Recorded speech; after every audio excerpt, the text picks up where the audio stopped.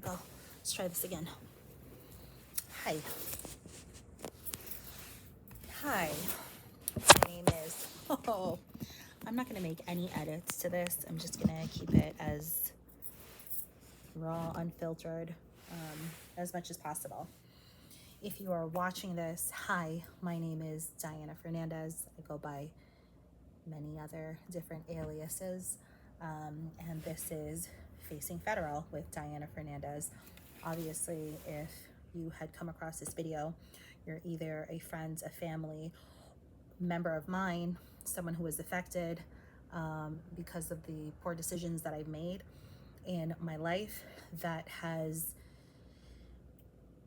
ruined and destroyed and damaged a lot of people because of the poor decisions that I've made. And I never thought in a million years that I would come back onto a social media space, especially it was a platform that I took advantage of, and after the last couple of years of being extradited from Belgrade, Serbia, being pulled away from the country that I was living in, that I was married into, that I have, a child out there and had a whole entire life, and it was just pulled away from me, with law enforcement coming into my home, with the marshals being imprisoned in Serbia, right in center, for a couple of months, waiting extradition, and then being on pre-trial bond, which was probably the hardest part, right? Awaiting sentencing for 15 months. Yeah, it's traumatizing. It's a lot. But I know the government story. I know the versions and the thousands and crazy articles and gossip and the smear campaign and the defamation and the extortion and the death threats that my family had to experience because of my own downfall and my own bad decisions, that the best way that I can truly move forward is just by being able to mitigate and to make all of the proper restorations and to do as much damage control and providing a really positive pathway in the future. I'm sorry that this video is completely out of order. I am half a mile away from a place that I am self-surrendering. I got sentenced to 33 months in prison because of my white-collar fraud involved in a crypto investment scam, and I was convicted on 7 different charges. And tomorrow I'm self-surrendering, guys. I'm here, and anyone that's watching this, whether I shared this story with you or this is, coming as a shock, whether I'm coming back onto the social media space, but I want this story to be a story of redemption, because eventually my daughter is going to grow up. She's going to see and hear all of the horrible things that have been said about her mother. But I have to eliminate my own ego into this, because I accepted responsibility. I faced prosecution. I did everything that I felt was in my power to be a law-abiding citizen during pre-trial. I know that I've helped a lot of several communities and companies while I was out on pre-trial. And the only thing that I can do moving forward is just take this whole entire experience, as traumatic as it has been, and really try to flip it for something positive. So again, never thought in a million years that I would be back on social media sharing my life in such a vulnerable way, but no one's going to know my story more than me. The one thing that I really just wanted to do is to take the time to apologize to all those that have been deeply affected by crossing paths with me, and it affected them in such a negative downfall. That's something that I have to live with and continuously do a lot of inner work and inner peace, But if there's one thing that I know by anyone who has been justice impacted, that's facing federal charges right now, the hardest thing is not knowing, right? When you're sitting in the prison cell, when you're having a lot of dehumanizing days and moments, and you just feel like the whole entire world is drifting away, and you don't see an end in this. I just want to tell you, as a person who is actually going through it, who's literally self-surrendering to a prison tomorrow. I'm in a hotel room half a mile up from where I'm self-surrendering, in SFF Hazleton. Ugh, tongue twister. SFF Hazleton, where I had gotten sentenced. I did the crime. I'm going to do the time. So as a person who's actually going through this whole entire process, that has been trying to navigate the last 2 years from being extradited in Belgrade, Serbia, from asking the help of the U.S. Embassy in Belgrade, for them to really protect one of its own out there, and then to coming back here in America and then giving me a chance to be out on bond, so that it gave me an opportunity to reconnect with my family, make amends, be a law-abiding citizen, contribute to society in such a positive way. It gave me the strength and tools and resources to really come back onto social media, to create this channel, to friends and family who have loved ones that are unfortunately going through the justice system, that has been convicted or that is currently in jail. Just to let you know, the best way to support them is to really, really hold space, to write the letters, to be there to support them if they need a cup of coffee, to answer those phone calls, just to be a listening ear, not to come across judgmental. I am super blessed and happy to say that despite all of my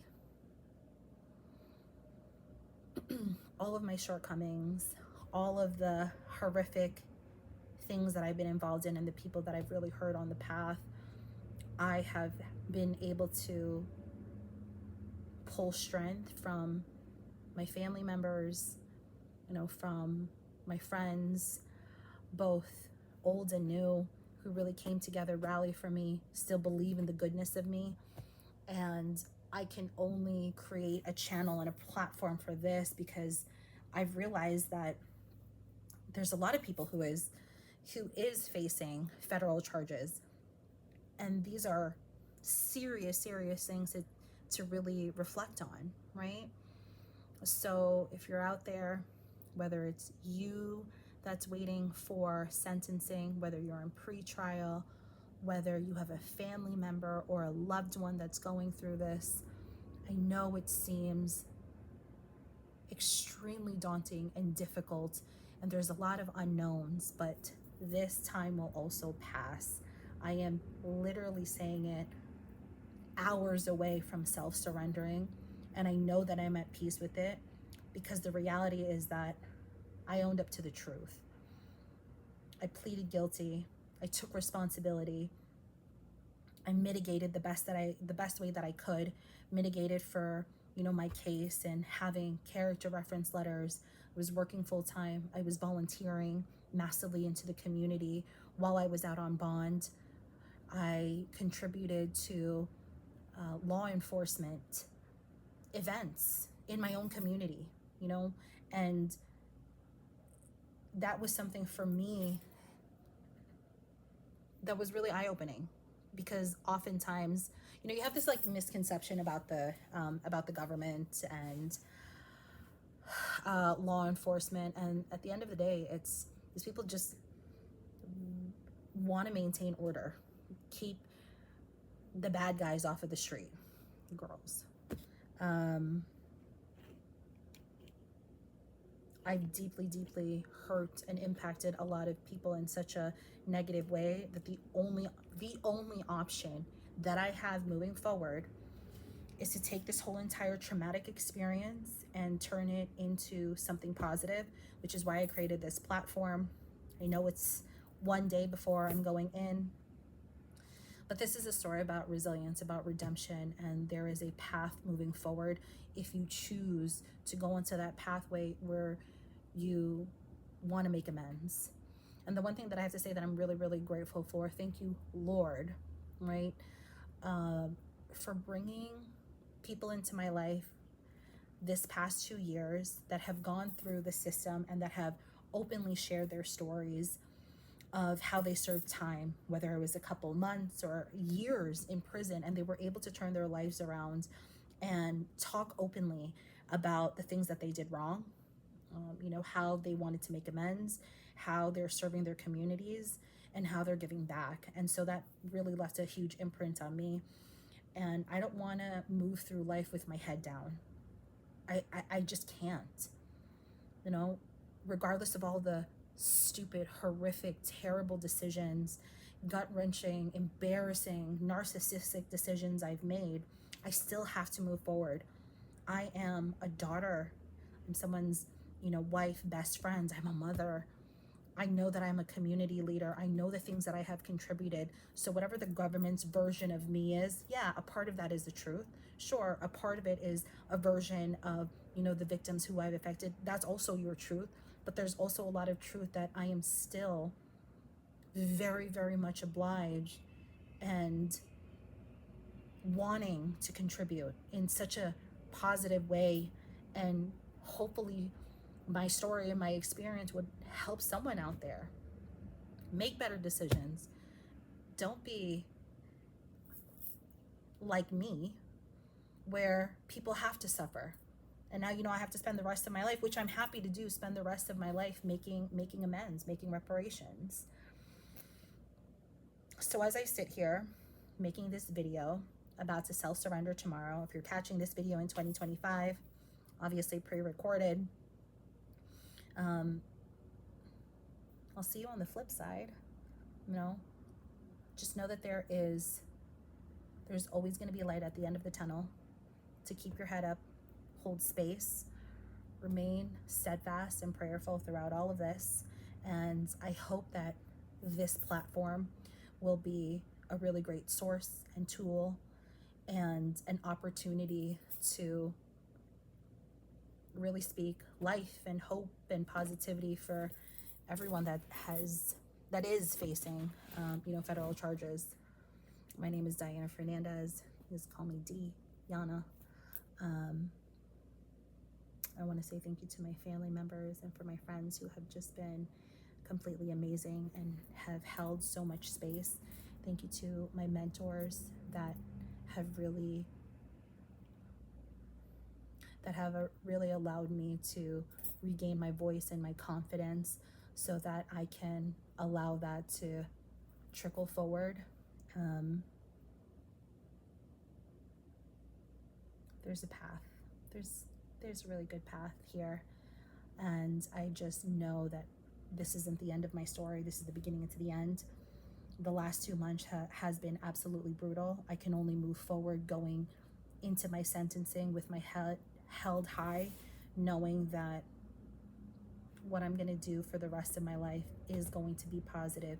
It's going to be a redemption journey, and it'll give me a chance to really vindicate and prove myself, to prove to myself, to prove to my daughter, my family, and my friends that I am here to